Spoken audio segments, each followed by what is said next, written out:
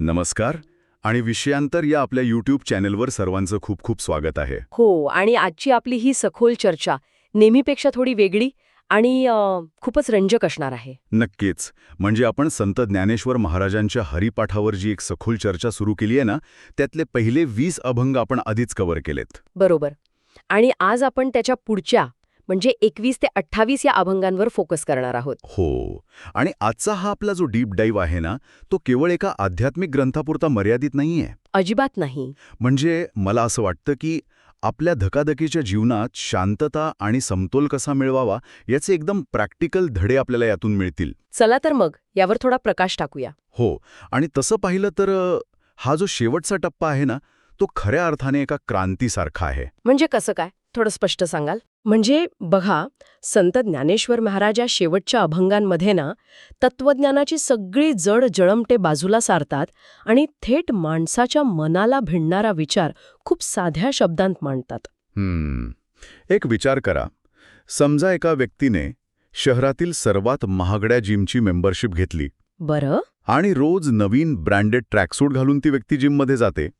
पण तिथे जाऊन वजन उचलण्याऐवजी किंवा घाम गाळण्याऐवजी ती व्यक्ती फक्त आरशासमोर उभी राहून स्वतःचे सेल्फी काढते आणि सोशल मीडियावर पोस्ट करते. हो ना. अगदी तेच. जगाला वाटतं की अरे ही व्यक्ती फिटनेससाठी खूप मेहनत घेत आहे, पण वास्तवात मात्र तिथे शून्य व्यायाम होत असतो. खरंय. आणि आजच्या आधुनिक काळात आपण ज्याला परफॉर्मेटिव्ह वेलनेस म्हणतो ना, म्हणजे फक्त दिखाव्यासाठी केलेल्या गोष्टी, हो. नेमकी तीच मानवी वृत्ती ज्ञानेश्वर महाराजांनी 700 वर्षांपूर्वी अत्यंत अचूकपणे ओळखली होती. अरे वा. म्हणजे त्यांनी त्या काळातही हा दिखाऊपणा पाहिला होता तर. नक्कीच. अभंग 21 आणि 22 मध्ये ते या दिखाऊपणाविरुद्ध जो प्रहार करतात तो केवळ धार्मिक नव्हता, तो एक मोठा सामाजिक आणि मानसिक उठाव होता. आणि मला वाटतं याची सुरुवात एका खूपच मार्मिक शब्दाने होते. ते म्हणतात, तीर्थव्रत नेम भावे विनसया उपाधी. बरोबर.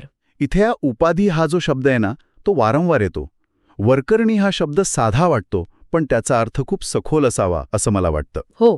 ही उपाधी नेमकी काय आहे आणि ती माणसाला कशी अडकवते? उपाधी या शब्दाचा अत्यंत सोपा अर्थ म्हणजे विनाकारण स्वतःच्या अंगावर ओढून घेतलेलं ओझं किंवा त्रास. अच्छा. म्हणजे उगाचच घेतलेला ताण. अगदी. ज्ञानेश्वर महाराज इथे अतिशय स्पष्टपणे सांगतात की जर माणसाच्या आतून भाव नसेल, म्हणजे आंतरिक ओढ, खरी आंतरिक ओढ किंवा शुद्ध हेतू नसेल, तर केवळ तीर्थयात्रा करणं किंवा खूप कडक उपवास करणं हे केवळ एक उपाधी बनते. म्हणजे ते एक प्रकारचं ओझं होतं. हो ना. कारण माणसाचं मन मुळातच असं असतं की त्याला समाजाकडून सतत मान्यता हवी असते. आपण काहीतरी महान करत आहोत हे जगाला दाखवण्यात माणसाचा एक वेगळाच अहंकार दडलेला असतो. हे मात्र खूप खरंय. आणि त्यामुळेच माणूस खऱ्या आंतरिक बदलावर लक्ष केंद्रित करण्याऐवजी अशा बाह्य कर्मकांडांना कवटाळून बसतो. पण आतून हेतूच शुद्ध नसेल तर हे सगळं फक्त शारीरिक आणि मानसिक थकवा देणारं ठरतं. बरोबर. म्हणूनच महाराज म्हणतात, नित्य सत्य हरिपाठ. म्हणजे दिखाव्यापेक्षा सातत्याची आणि खऱ्या निष्ठेची गरज त्यांनी इथे अधोरेखित केलीय. आणि हा विचार आजच्या काळातही तसंच लागू पडतो. आपण सुरुवातीला जे जिमचं उदाहरण घेतलं ना, ते इथे तंतोतंत जुळतं. हो, अगदी. म्हणजे फिटनेससाठी खरोखरच निरोगी राहण्याची आंतरिक ओढ किंवा तो भाव महत्वाचा असतो. जर तो भाव नसेल तर ती महागडी मेंबरशिप आणि तो सगळा खटाटोप ही एक प्रकारची उपाधीच ठरते. अगदी अचूक. कृती कोणतीही असो, त्यामागचं मूळ कारण जर दिखावा असेल तर ती कृती पोकळच ठरते. नक्कीच. आणि म्हणूनच महाराज 700 वर्षांपूर्वी सांगत होते की हा दिखावेपणा थांबवा. आंतरिक शुद्धता हेच खरं साधन आहे. पण इथे खूप गुंतागुंतीचा मानसिक प्रश्न निर्माण होतो. कोणता? म्हणजे बाह्य कर्मकांडे टाळणं सोपं आहे, पण मन आतून शुद्ध करायचं म्हणजे नेमकं काय करायचं? ही योग्य मानसिकता कोणती असते? हा खूप महत्वाचा प्रश्न आहे आणि या प्रश्नाचं अतिशय तर्कशुद्ध उत्तर आपल्याला पुढच्या म्हणजे अभंग 23 आणि 24 मध्ये मिळतं. ओके. इथे माऊलींनी द्वैतभाव विसरून समत्व किंवा समबुद्धी मिळवण्याची संकल्पना मांडली आहे. समबुद्धीचा विचार खरोखरच खूप मोठा आहे, पण आपण या अभंगांकडे वळण्यापूर्वी हा द्वैतभाव म्हणजे काय हे थोडक्यात समजून घेणं गरजेचं आहे. हो. महाराज म्हणतात, एक नाम हरी, द्वैत नाम दूरी, समबुद्धी घेता समान श्रीहरी. हं. इथे हा द्वैतभाव दूर करण्याची गोष्ट केली ना. हो. आता बघा, द्वैत म्हणजे दोन असण्याची भावना. म्हणजे मी आणि तू असा भेद. अगदी बरोबर. जगात मी आणि तू, माझे आणि तुझे, उच्च आणि नीच असा जो सतत भेद करणारा मानवी स्वभाव आहे ना, त्याला द्वैत भाव म्हणतात. आपला मेंदू सतत गोष्टींचं वर्गीकरण करतच असतो तसं पाहिलं तर. हो ना. ही व्यक्ती माझ्या फायद्याची आहे, ती व्यक्ती माझ्या विरोधात आहे, असे गट पाडण्याची आपली नैसर्गिक प्रवृत्तीच असते. बरोबर. पण ज्ञानेश्वर महाराज म्हणतात की जोवर हा भेद शिल्लक आहे तोवर खरी शांतता मिळूच शकत नाही. म्हणजे सर्व प्राणीमात्रांमध्ये एकाच ईश्वरी तत्वाला पाहणं, कोणालाही कमी किंवा जास्त न लेखता सर्वांशी समान भावनेने जोडले जाणं. म्हणजेच समबुद्धी. हेच या अभंगांचं मुख्य सार आहे. पण इथे मात्र मला हा विचार वास्तवापासून थोडा दूर वाटतो. असं का वाटतं तुम्हाला? म्हणजे हे बघा, तात्विक पातळीवर सर्वांकडे समबुद्धीने पाहणं खूप छान वाटतं, पण आजचं आयुष्य किती स्पर्धेचं आहे याचा विचार करूया. हो, ते आहे. कॉर्पोरेट जगात प्रत्येकाला पुढे जायचं असतं, व्यवसायात नफा कमवायचा असतो. रोजच्या या धावपळीच्या आणि कटथ्रोट स्पर्धेच्या युगात सर्वांकडे समान दृष्टिकोनातून पाहणं शक्य आहे का? म्हणजे तुम्हाला म्हणायचंय की प्रॅक्टिकल नाही आहे. हो ना. म्हणजे माझे आणि तुझे असा भेद न करणं खरंच कसं जमेल? जर आपण सर्वांना समान मानलं तर आपण प्रगती कशी करणार? हा विचार आजच्या काळात प्रॅक्टिकल वाटत नाही. तुमचा हा आक्षेप अत्यंत रास्त आणि स्वाभाविक आहे. आणि सर्वात आश्चर्याची गोष्ट म्हणजे ज्ञानेश्वर महाराजांना मानवी स्वभावाची ही अडचण नेमकी माहिती होती. खरंच? हो, ते काही हवेत बोलत नव्हते. म्हणूनच या शंकेचं उत्तर ते पुढच्याच ओळीत अतिशय स्पष्टपणे देतात. ते मान्य करतात की हरिबुद्धी जपे तो नरदुर्लभ. नरदुर्लभ म्हणजे अशी व्यक्ती दुर्मिळ असते. अगदी. अशी समबुद्धी असणारी व्यक्ती जगात खरोखरच दुर्मिळ असते. हे सोपं नाहीये, हे माऊली स्वतः मान्य करतात. बरं. पण केवळ हे कठीण आहे म्हणून सोडून द्यायचं का? तर नाही. हे साध्य कसं करायचं याची अत्यंत प्रॅक्टिकल पद्धत ते इथे विशद करतात. ती पद्धत नेमकी कोणती आहे? कारण हे अत्यंत कठीण काम साध्य करण्यासाठी एखादं विशेष तंत्र असावं असं वाटतं. ते तंत्र आहे साधुसंगे. साधुसंगे हो. म्हणजे चांगल्या विचारांची आणि सज्जनांची संगत. हो. हे वरवर पाहता एक साधन नैतिक वाक्य वाटतं, पण यामागे अत्यंत प्रगत असं मानसशास्त्र दडलं आहे. कसं काय? आपण ज्या वातावरणात राहतो, ज्या लोकांच्या सहवासात आपला सर्वाधिक वेळ जातो, त्याचा आपल्या मनावर अत्यंत खोल आणि जैविक परिणाम होत असतो. आजचं आधुनिक विज्ञान ज्याला मिरर न्यूरॉन्स म्हणताना तोच हा प्रकार आहे. अरे वा, हा मिरर न्यूरॉन्सचा संदर्भ इथे खूपच रंजक ठरतोय. हो ना. म्हणजे आपण नकळतपणे आपल्या आजूबाजूच्या लोकांच्या भावना आणि वागणं आत्मसात करत असतो. बरोबर. अगदी तसंच. जर एखादा माणूस सतत ईर्ष्या, स्पर्धा, दुसऱ्यांना खाली खेचण्याची वृत्ती असलेल्या लोकांच्या संगतीत राहत असेल तर त्याचे मिरर न्यूरॉन्स तीच स्पर्धात्मक आणि द्वेषाची भावना ग्रहण करतात. हो. आणि अशा वातावरणात समबुद्धी कधीच निर्माण होऊ शकत नाही. पण याउलट जर आपण सकारात्मक, विवेकी आणि शांत लोकांच्या सहवासात राहिलो तर आपलं मनही हळूहळू शांत होतं. आणि माऊली याच अवस्थेला मन निवाले असं म्हणतात. बरोबर. निवाले म्हणजे शांत, शीतल आणि स्थिर झालेलं मन. आणि एकदा का ही संगतीमुळे आलेली स्थिरता प्राप्त झाली की मग आपोआपच इतरांकडे भेदभावाने पाहण्याची वृत्ती कमी होऊ लागते. अगदी. तिथे स्पर्धा संपते असं नाही, पण त्या स्पर्धेतील जीवघेणा ताण आणि कटुता मात्र नक्कीच संपते.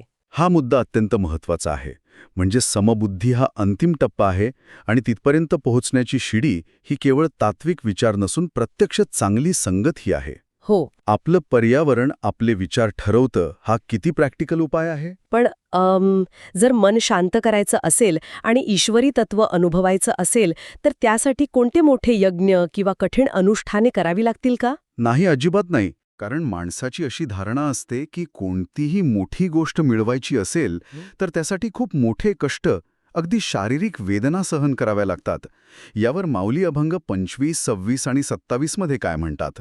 इथेच तर ज्ञानेश्वर महाराजांच्या तत्वज्ञानाचा सर्वात क्रांतिकारी भाग समोर येतो. अच्छा. माणसाचा असा एक ठाम समज असतो की एखादी गोष्ट जेवढी अवघड, जेवढी क्लिष्ट, तेवढीच ती जास्त मौल्यवान असते. हो, आपल्याला असंच वाटतं. पण माऊली ही धारणा पूर्णपणे मोडून काढतात. ते म्हणतात की परमार्थाचा किंवा मुक्तीचा मार्ग हा मुळातच अत्यंत सोपा असायला हवा. ते म्हणतात, हरिपाठ कीर्ती मुखे जरी गाय. म्हणजे इथे त्यांनी मुक्ती मिळवण्यासाठी कोणताही डोंगर उपसायला सांगितलेलं नाहीये. नाही. त्यांनी अत्यंत सोपा उपाय दिला आहे, तो म्हणजे केवळ नामस्मरण करणं. आणि यामागील युक्तिवाद अभंग 26 मधील एका ओळीत अतिशय स्पष्टपणे येतो. ते म्हणतात, ज्ञान देवी यज्ञ याग क्रियाधर्म हरिम नाही दूजा. याचा अर्थ असा होतो का की जे काही मोठे वेद, शास्त्र, यज्ञ किंवा धर्मक्रिया आहेत त्या सर्वांचं अंतिम सार हे एका साध्या नामस्मरणातच दडलं आहे? होय. आणि हे पटवून देण्यासाठी ते एक अतिशय कठोर शब्दप्रयोग करतात. ते म्हणतात, पाकाश्रम व्यर्थ. पाकाश्रम व्यर्थ म्हणजे काय? अनेकदा लोक कडक उपवास करतात, कडक उन्हात अनवाणी चालतात, शरीराला अतोनात कष्ट लेतात, या समजुतीनी की आपण स्वतःला जेवढा त्रास देऊ तेवढा देव जास्त प्रसन्न होईल. हो, आपण अनेकदा बघतो असं होताना. पण महाराज स्पष्ट करतात की स्वतःच्या शरीराला असं शिजवून काढणं किंवा उगाच शरीर झिजवणं हे सगळे श्रम व्यर्थ आहेत. म्हणजे आध्यात्मिकता म्हणजे स्वतःला शिक्षा करणं नव्हे? अगदी. आणि या सर्व विवेचनात माऊली मानवी मनाच्या सर्वात मोठ्या शत्रूकडे बोट दाखवतात. ते म्हणतात, मनोमार्गे गेला तो येथे मुकवला. मनोमार्गे गेला तो मुकवला. ही ओळ खूपच सखोल वाटते. हो. म्हणजे जो आपल्याच मनाच्या गुंतागुंतीत आणि विचारांच्या जाळ्यात अडकतो तो खऱ्या आणि सोप्या मार्गाला मुकतो, भटकटतो. बरोबर.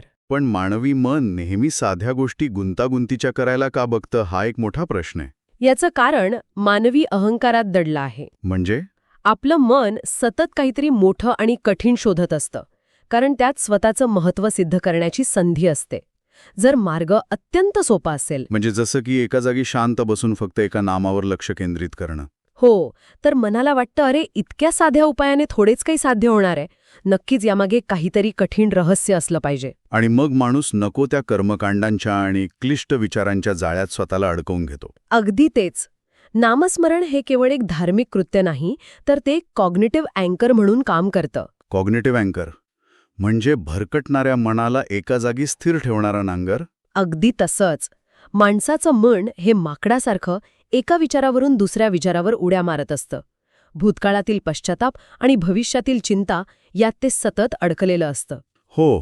जेव्हा माणूस एका साध्या नामाचा किंवा मंत्राचा जप करतो, तेव्हा तो त्या विचारांची साखळी तोडत असतो. म्हणजे मेंदूला एकाच वेळी अनेक गोष्टींवर लक्ष केंद्रित करण्याऐवजी एका साध्या लयीत बांधलं जातं. बरोबर. यामुळे मज्जासंस्था शांत होते आणि यासाठी कोणतेही अवघड आसनाची किंवा यज्ञाची गरज नसते. ईश्वराचं नाव घेणं ही एक अत्यंत सहज आणि नैसर्गिक क्रिया असली पाहिजे, श्वास घेण्याइतकी सोपी. हो. म्हणूनच मनोमार्गे गेला म्हणजे मनाच्या क्लिष्ट विश्लेषणात अडकण्यापेक्षा साधेपणावर विश्वास ठेवायला महाराज शिकवतात. हे स्पष्टीकरण ऐकल्यानंतर हरिपाठाचं खरं सामर्थ्य लक्षात येतंय. हा केवळ भावनेचा भाग नसून मनाला प्रशिक्षित करण्याचा एक अत्यंत सोपा आणि वैज्ञानिक दृष्टिकोन आहे. हो. आता आपण या सखोल चर्चेच्या आणि हरिपाठाच्या अंतिम निष्कर्षाकडे म्हणजे अभंग 28 कडे आलो आहोत. बरोबर.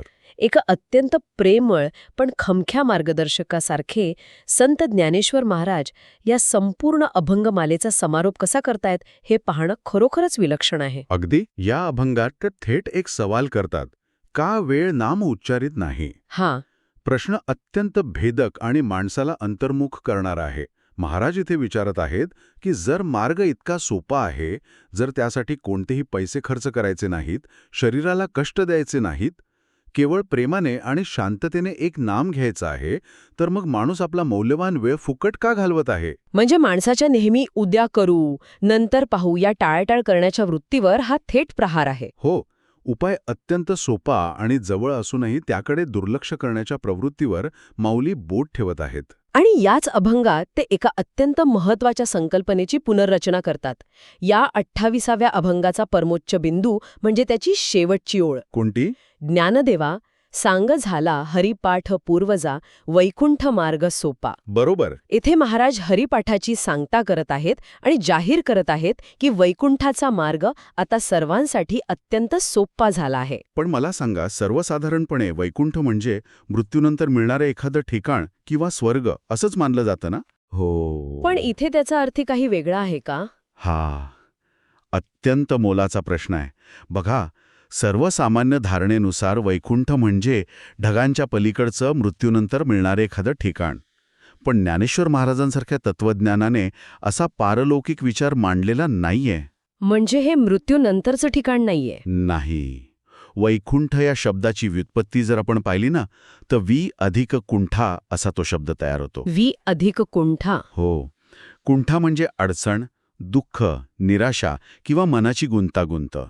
आणि वी म्हणजे नसणे. अरे वा. म्हणजे ज्या अवस्थेत कोणतीही अडचण नाही, कोणतेही दुःख किंवा मानसिक गुंतागुंत नाही, अशी मनाची सर्वोच्च आणि शांत अवस्था म्हणजे वैकुंठ. अगदी बरोबर. हे वैकुंठ मृत्यूनंतर नाही तर या जिवंतपणे इथे आणि आत्ता अनुभवता येतं. हे खूपच भारी आहे. हो ना? हा मुक्तीचा परमोच्च शांततेचा आणि स्पष्टतेचा मार्ग आता समाजातील अत्यंत तळागाळातील माणसासाठी खुला झाला आहे, हे सांगून महाराज या ग्रंथाची अत्यंत सकारात्मक आणि आशादायी सांगता करतात. हा विचार खरोखरच मनाला एक वेगळीच उभारी देणारा आहे. वैकुंठ हे मरणोत्तर मिळणारं बक्षीस नसून ती एक जगण्याची अवस्था आहे. हा दृष्टिकोन सर्वार्थाने क्रांतिकारी आहे. नक्कीच. तर या 21 ते 28 अभंगांच्या प्रवासातून आपण जे काही समजून घेतलं त्याचं थोडं सार काढायला हवं. हो, सांगूया. सर्वात पहिली आणि महत्त्वाची गोष्ट म्हणजे बाह्य जगाला दाखवण्यासाठी केलेली कर्मकांडे आणि विनाकारण स्वतःवर लादून घेतलेल्या उपाधी आपण सोडून दिल्या पाहिजेत. अगदी बरोबर. दुसरी गोष्ट, या जगात वावरताना सर्वांकडे समान दृष्टिकोनातून पाहण्याचा म्हणजे समबुद्धीचा प्रयत्न करायला हवा. आणि त्यासाठी स्वतःला सकारात्मक आणि शांत लोकांच्या संगतीत म्हणजे साधू संगे ठेवायला हवं. हो, हे खूप प्रॅक्टिकल आहे. आणि तिसरी सर्वात मोठी शिकवण म्हणजे मानवी मन नेहमी गुंतागुंतीच्या आणि अवघड गोष्टींकडे आकर्षित होतं. पण खरी शांती अत्यंत साध्या आणि सहज अशा नामस्मरणात किंवा एकाग्रतेत दडलेली आहे. स्वतःला शारीरिक आणि मानसिक कष्ट देणं म्हणजेच पाकाश्रम हे सगळं व्यर्थ आहे. हा अत्यंत परिपूर्ण असा सारांश आहे. आणि हे सर्व विचार केवळ 13व्या शतकातील समाजालाच नाही, तर आजच्या 21व्या शतकातील अत्यंत धकाधकीच्या आणि ताणतणावाने भरलेल्या माणसाला जास्त लागू पडतात. हो, सोशल मीडियाच्या आभासी दुनियेत अडकलेल्या माणसाला तर हे खूपच गरजेचं आहे. अगदी. हे विचार माणसाला त्याच्या खऱ्या अस्तित्वाची ओळख करून देतात. नक्कीच. तर संत ज्ञानेश्वरांच्या हरिपाठाचा हा आपला विलक्षण प्रवास आज इथे पूर्ण झाला आहे. पहिल्या अभंगापासून ते 28व्या अभंगापर्यंतची ही वाटचाल आपल्याला मानवी मनाच्या अनेक अज्ञातांची ओळख करून देणारी आणि जगण्याचे अत्यंत प्रॅक्टिकल धडे देणारी ठरली. हो, खूपच छान प्रवास होता हा. पण ज्ञानाचा हा शोध इथे थांबणार नाहीये. विषयांतरच्या पुढच्या सखोल विश्लेषणात आपण पुन्हा एकदा काहीतरी नवीन, रंजक आणि तितकंच ज्ञानवर्धक नक्की घेऊन येऊ. तेव्हा नक्की ऐकत रहा. हां, ज्ञानाचा आणि विचारांचा प्रवाह असाच अविरत सुरू राहील यात शंका नाही. आणि नेहमीप्रमाणे या चर्चेचा शेवट एका विचार करायला लावणाऱ्या प्रश्नाने करूया.